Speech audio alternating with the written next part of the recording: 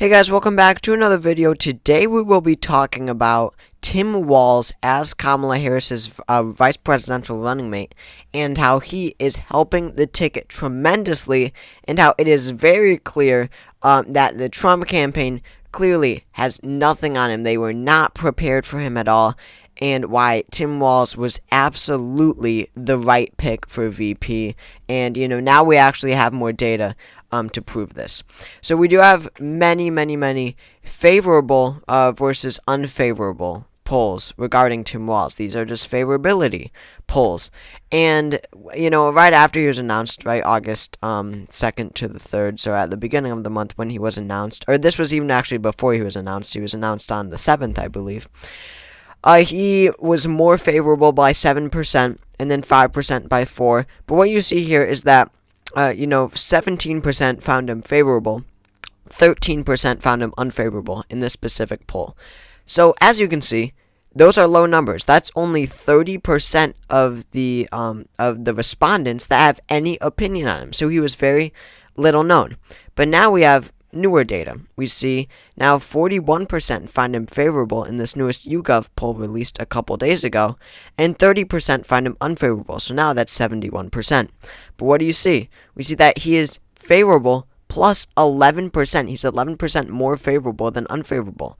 Favorable plus 10, plus 6, plus 13. That's his best one yet. So the point is, people like Tim Walz, whatever they're seeing. If they're seeing clips of him on the news or clips of him on social media, many more people have formed an opinion of him, and they like him. Tim Walz was obviously a great pick, and we're going to compare all of this to J.D. Vance and Donald Trump. So I have a really good video here planned for you guys, so stay and watch the whole thing. I've got a lot to pull up here. It's going to be a long one. So before we get into that, make sure to subscribe down below. We're trying to get to 10,000 subscribers before Election Day, so if you could help me out with that, that would be greatly appreciated. So let's move on now to the rest of this video. So how is the Trump campaign responding to this pick, this very popular pick with Tim Walz as vice president? They are saying that he is freakish, that he is far left. Now, I will remind you, Tim Walz was the governor that coined the term weird. I mean, it's not a term. Coined the relationship between the word weird and these Republicans. He is the one who came up with that. So now Donald Trump, he's going, he's trying to flip the roles. Now he is trying to make Walz seem weird, freakish. I mean, when it comes to Walz, it looks like they're just running the far left argument, right? Which is expected. Tim Walz is by far the most progressive governor in the nation. He probably outflanks Bernie Sanders to the left when you look at what he has actually done. So it doesn't surprise me at all. If Donald Trump, as Pete Buttigieg said, Donald Trump would call Joe Manchin a radical leftist if he ran for president, which is true. He calls everyone radical left. So that's not surprising at all, especially considering that Tim Walz is actually to the left. So it doesn't surprise me at all. But, when it comes to this, I mean, Tim Walz is probably hoping that on the debate stage, J.D. Vance calls him radical left, because Tim Walz can go back and say, what's radical left about what I've done? I have given school children free lunch and free breakfast. I've gotten universal background checks on all guns. I've gotten red flag laws done. I've legalized marijuana in the state of Minnesota. His far left record that is really progressive is still stuff that the vast majority of the American public favors. American voters don't realize how progressive, especially economically, they are. So, it's not a good argument. That's the point I'm trying to make. It's not a good argument at all, at least if Tim Walz could make the case. Maybe Donald Trump can call him that and whatever, people will buy into it. But on the debate stage, something like that would not fly past Tim Walz. And this MSNBC opinion article lays it out perfectly. The Republicans have no like the guy when they hear him speak, which is really rare in today's age of politics. Politicians are not likable, but Tim Walz is. They really have no idea. So while Donald Trump is trying to call him freakish, call him weird, it's, maybe not working out so much.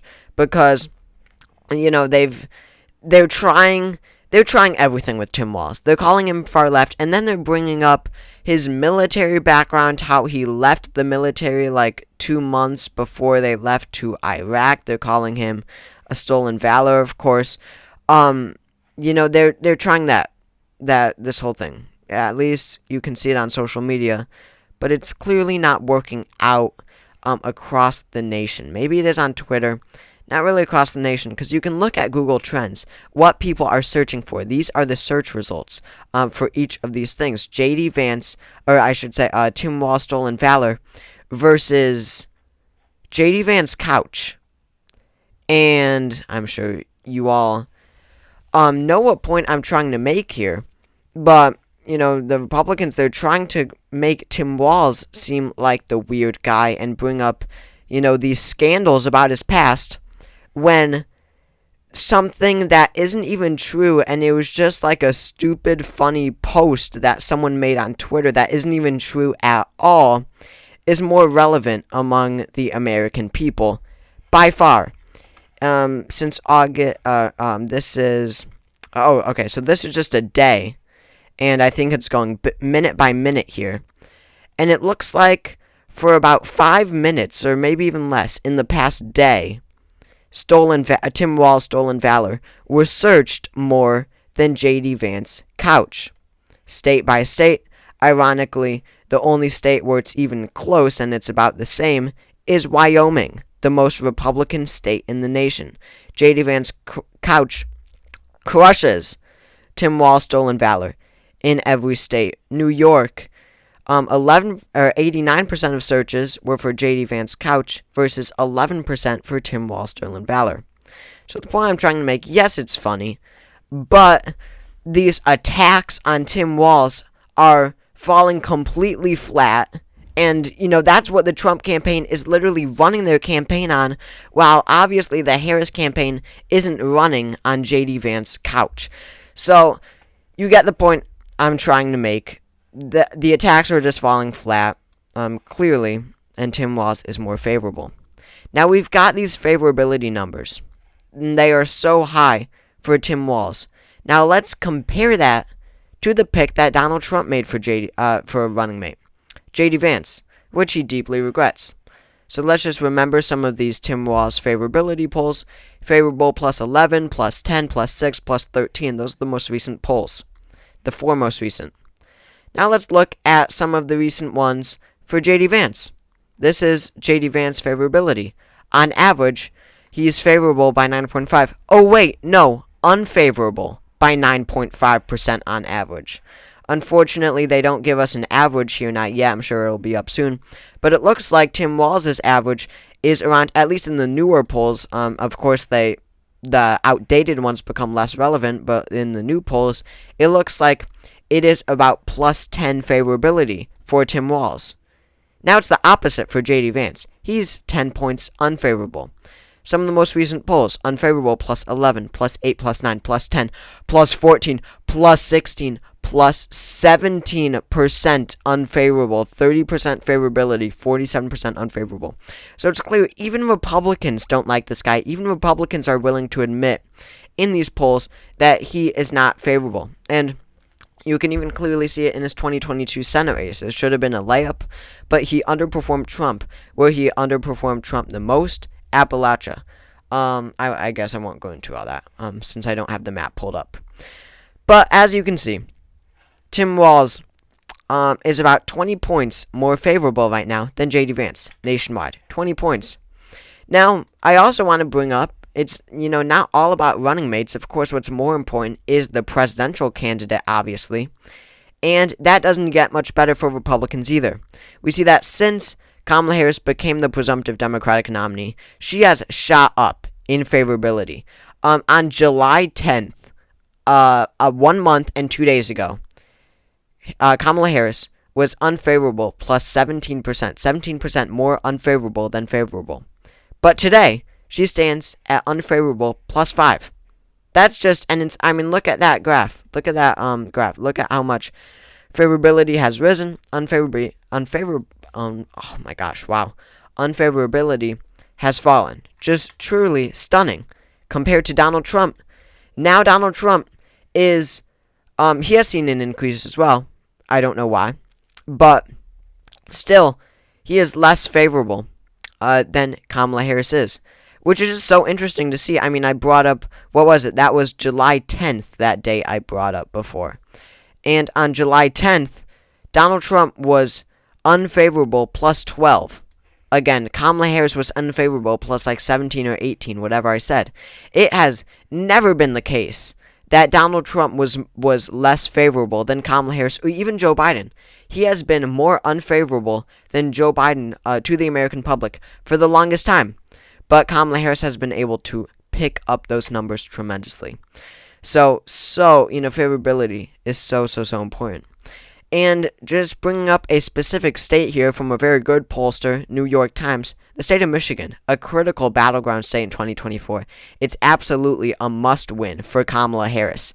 And I bring up this state because it is a critical Rust Belt state. And, bringing the conversation back to Tim Walz, this is where Tim Walz is supposed to help the most. He comes from Minnesota. He should appeal to these white working class voters. He is a Midwestern guy himself. The blue wall, Wisconsin, Michigan, Pennsylvania, is where Tim Walz should help the most, and it's clear he does. While he stands at around 10% net favorability nationwide, which is still really good, in Michigan, he's up by 14, even more, while J.D. Vance is -6. Donald Trump is -10. Kamala Harris is +2. So, I mean, if I just feel that if you've got Tim Walz and Kamala Harris, both above water, more favorable than unfavorable, and you've got the Republican ticket, Trump and Vance, both more unfavorable than favorable, I feel like, how could Trump possibly win in a state like Michigan? This was not the case in 2016. Hillary Clinton and Donald Trump were both equally as unfavorable. In 2020, I would think that Joe Biden was way ahead of Trump in favorability, especially in a state like Michigan, which he did end up winning. In 2016, Hillary Clinton lost. I just feel like it doesn't make sense for Donald Trump to possibly win the state of Michigan, but maybe the polls are off. Maybe something will happen. But what I think is really funny is how a lot of Republicans, people promoting Donald Trump in 2024, are making a huge deal over over Tim Walz and this stolen valor thing. He's saying that he wouldn't be surprised to see Josh Shapiro take the vice presidential pick away from Tim Walz. No sense. I mean, I just bring this up, not in a partisan way, obviously, but more so to say, there are men, you might see, what I'm trying to say is you might see many in denial that Tim Walz is a good pick. There are many in denial that Tim Walz is an excellent pick. But the numbers don't lie. The numbers do not lie. He is much favorable than J.D. Vance, Donald Trump, and even Kamala Harris. He's more popular than Kamala Harris. So obviously, you got to be saying this about J.D. Vance too. I mean, whatever. I don't know. I don't get it. But I'll end with that. Of course, the Rust Belt matters so much. Wisconsin, Michigan, Pennsylvania wins the Democratic ticket, the election. They don't even need Nevada, Arizona, Georgia, North Carolina. As long as they keep up those favorability numbers in the Rust Belt and continue to poll well, then I believe that they will win all three plus Nevada. That's my prediction right now. So thank you all for watching this video. Definitely a fun one to make. I enjoyed it. If you enjoyed, make sure to subscribe down below. We're trying to get to 10,000 before the election. And yeah, again, thank you all for watching all the way through, and I will see you all next time.